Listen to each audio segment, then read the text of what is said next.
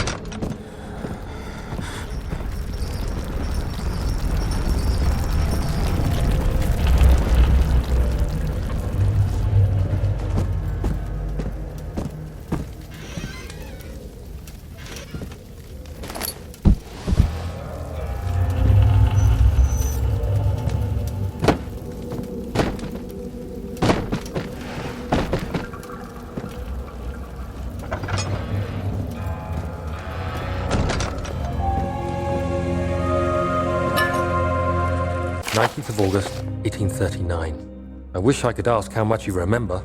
I don't know if there will be anything left after I consume this drink. Don't be afraid, Daniel. I can't tell you why, but know this. I choose to forget. Try to find comfort and strength in that fact. There is a purpose.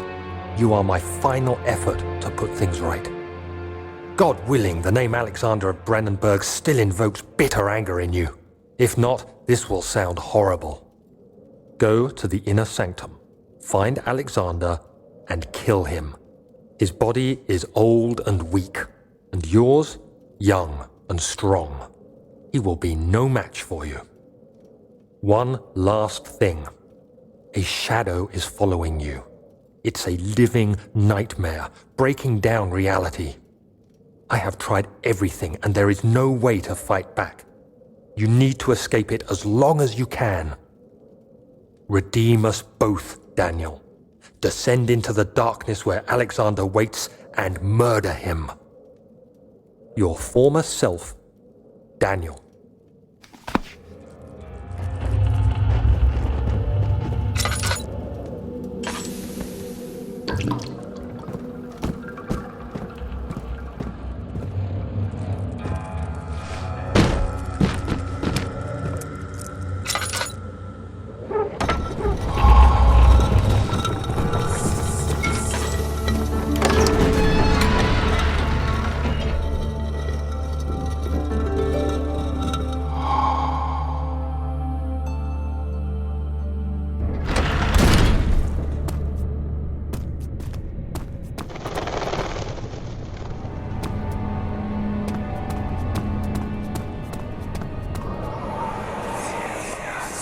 Alexander, is it inside the castle? In a manner of speaking. Come, bring the lamp. You've been to the refinery, have you not? I don't believe I have. Is it connected to the... what did you call it? The inner sanctum. My most precious chamber, Daniel. And it lies well beyond the refinery.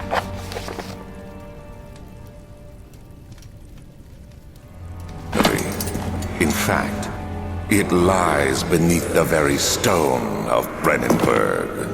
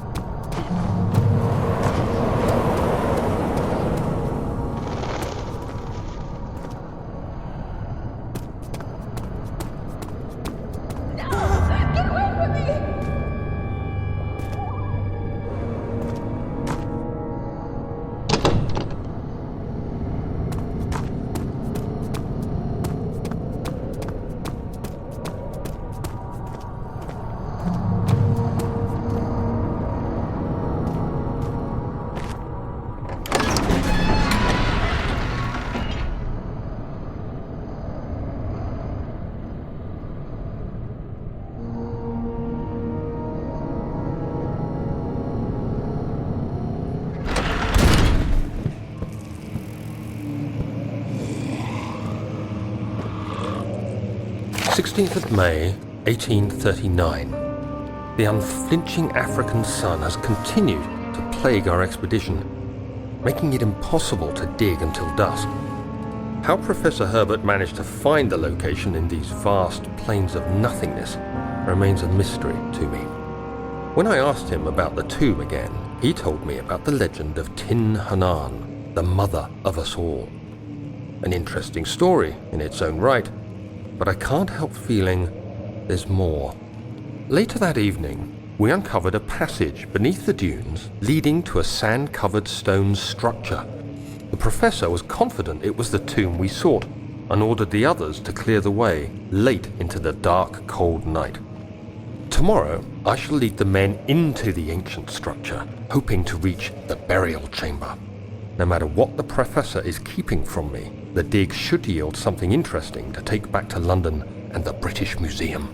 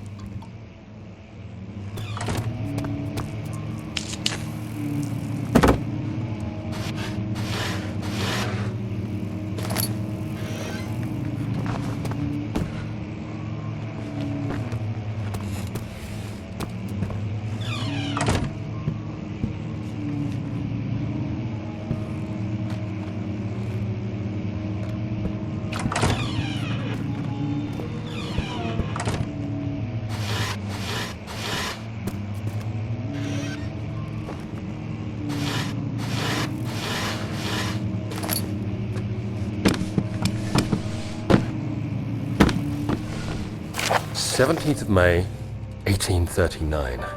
My hands tremble as I write. I feel a need to document my tribulation, for I fear that my memory will fail me if I linger. Today, I took some men and ventured into the dark, ancient passage we uncovered. Our torches burned faintly in the murky air as we slowly made our way underground. The men were superstitious and fearful. They argued loudly, and I felt their strange language getting to me. I mustered my strength and yelled at them to continue down the slopes and broken steps. The crudely carved passage confused me. It looked much older than the 4th century structure we had expected. The twisting path emerged into a great antechamber. The walls were lined with statues unlike any I'd ever seen. Despite their unearthly quality, I felt a strange familiarity toward them, which haunts me still. At the far end of the chamber, a great slab of stone sealed off whatever lay ahead. I gave the order to raise it, and as I pushed through the narrow space, the heavy stone suddenly dropped, sealing me inside. I was trapped.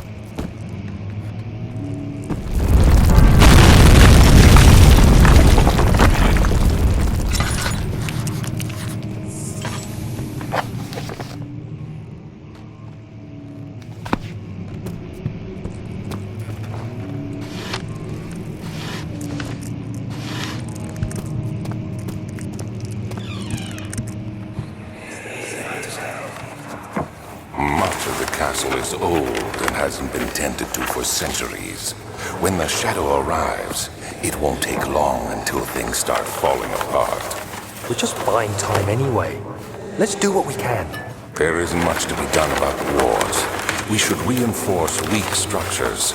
The ground will tremble and there's a risk everything will cave in on us, especially downstairs. Here, and there. Let's get the servants working on it.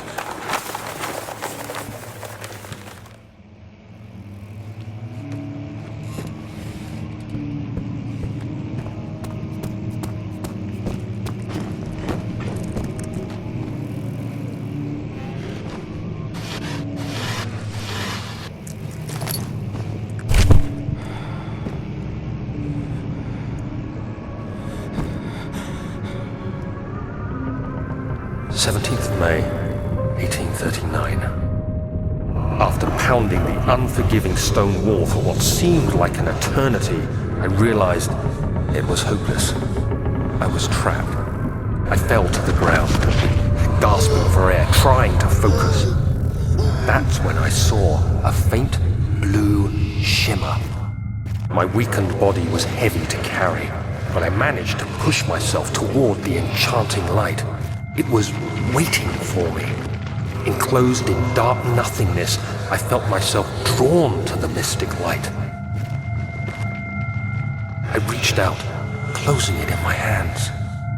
The faint glow escaped my fingers and began to spark brightly and spirit me away, unlocking alien memories of spiraling towers, endless deserts, and impossible geometry.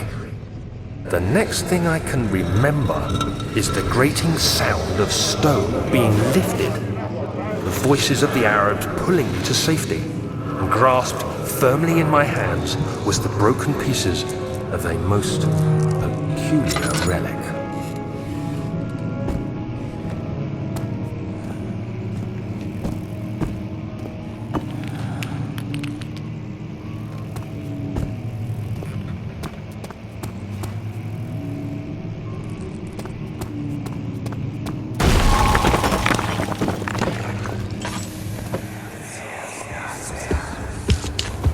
You have to be swift when you activate the first one.